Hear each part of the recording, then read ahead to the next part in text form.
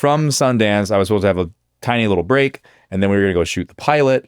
And from what I remember, we were shooting a pilot as like a formality and just to kind of like to have it and to show what it's going to be. But we were, I think, already greenlit for series. It's such a huge title. It's not like, maybe we'll try Superman. Yeah, right? I'm pretty sure it was still like it was like a straight to series thing. So we were going to shoot the pilot and then, you know, recalibrate, look at what the pilot was, take our notes, do the thing, and then go finish the season. COVID happened. So we shut down everything. And then eventually got a notice of like, hey, we're just going to green light this as soon as we can. And we're just going to go shoot the whole first season. We're not going to do like a pilot, take a break, go back. We're just going to shoot. Okay. Timing wise, this worked out fortuitously for me with how we ended up then doing our seasons, which was really kind of like a silver lining, if you can say that in that whole situation. But we ended up starting in September of 2020. And we were supposed to be there for 8 months. We were there for 10 and a half. And I know you loved Bitsy, who played Lois, and you had such a good thing with the show, and you had great showrunners and like the whole thing. Yeah. But still. Season 1 was rough. Like I grew up in the business. I'm great at being on my own. Totally. I'm on location. I've done it a million times. Not that hard. Yeah. Being in a foreign country, which literally once you cross the border, you may as well have been on the moon. Yes. Because you could not leave and people could not come up. Totally. Being that separated and that isolated, and then it's kind of one of those things, you know, like when you feel alone in a room and you're surrounded by people, it feels like extra lonely. Yes. There was a lot of that to it too, because even though we were on set and even though we were working, it was like, yeah, but don't get close. And then I remember the day that, like the first day that it sunk in for me of like, oh, this is gonna be tough, was Thanksgiving. Because it was a green screen day where it was just me flying around on set all day. So Thanksgiving, I remember my family FaceTiming me, and it was that thing where I was like, it's worse. Yeah. It's worse. It's actually worse. Actually being on the phone with you guys doing this than it is to just sit here and throw my music back on and just be where I'm at right now. Totally. This will lead into an answer later, but like, so like that was like Peaky Blinders was huge for me during that shoot. Because I connected with Tommy Shelby so hard during that first season, and I was like, "It's my guy. It's my guy. He's just alone going through his thing, and like that was this resonates hard, guys. So that was that experience. Even given all that, so lucky that the people I did that with was the cast and the crew that I had. Just like I've been insanely lucky. Like you talk to enough people in the business, people do have horror stories. It happens all the time. It happens all the time. Sure. There are also a lot of great stories. Yeah. I feel lucky in the sense of like, I feel like I've had multiple tremendous stories. Yes, like you have. Palm Springs was great. Yeah. Audition was great. Teen Wolf was great. The people I got to work with. Yeah.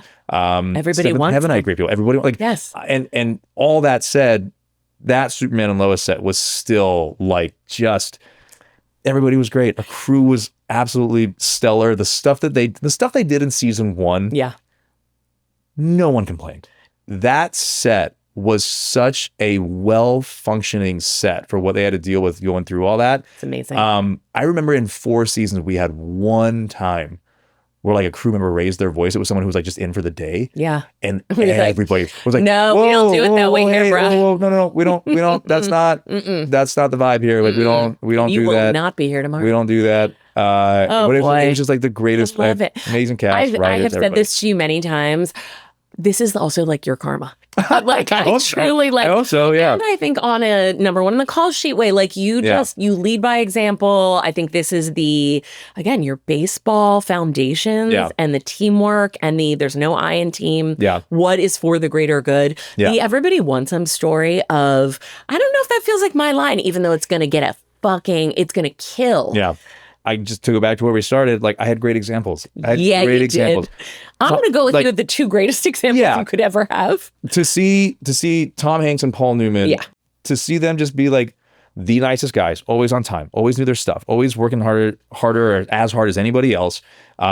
Treated every person on the set, crew, my family, people visiting, whatever, treated them like they were the financier. To see that at a young age, I'm always grateful for that because I was like, all right, so there's no any of the stuff you hear about happening in town and that you experience with other people. I'm like, you bet. No excuse. It's so There's true. There's no excuse. You never deserve to act this way. You've never earned, like, no. I love it. No. I love it. So I had that at a very, very young age. Yeah. I love it. Yeah. Okay. Before we get to last looks, here is the final question from your biggest fan, Matt Smith.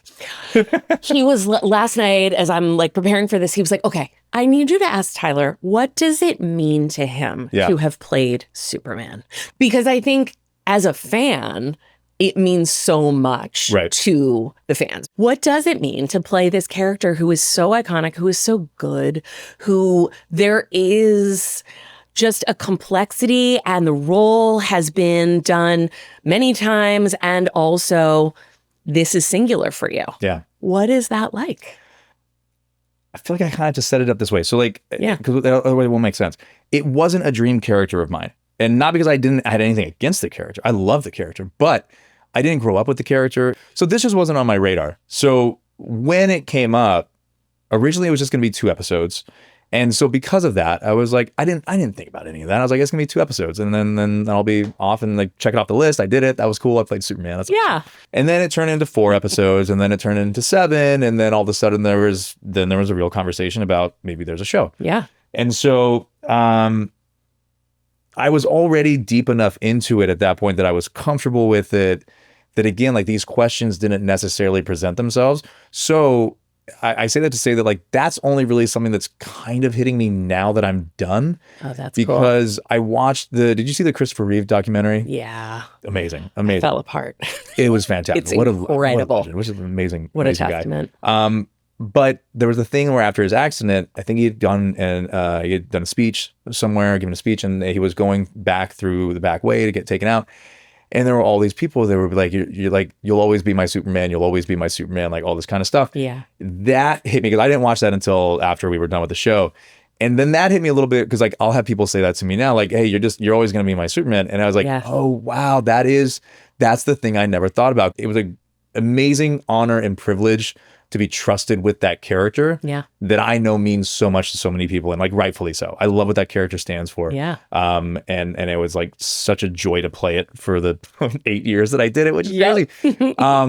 But now it means something different. That is such a special, really like a gift, I think, as an actor, that you get to embody that for a time. You kind of nailed it with like what it means to me and what it means to other people. Yeah. I think that's what I've always kept really separate, which is like, for me, it's just really, it's really simple. It's been a really great honor and privilege to do it. And I really appreciate like the opportunity to, you know, walk in those boots for a minute. But I appreciate more the things that I hear from other people of what that character means to them, whether it's my version or not. I think it's just it's a very cool thing to be a part of.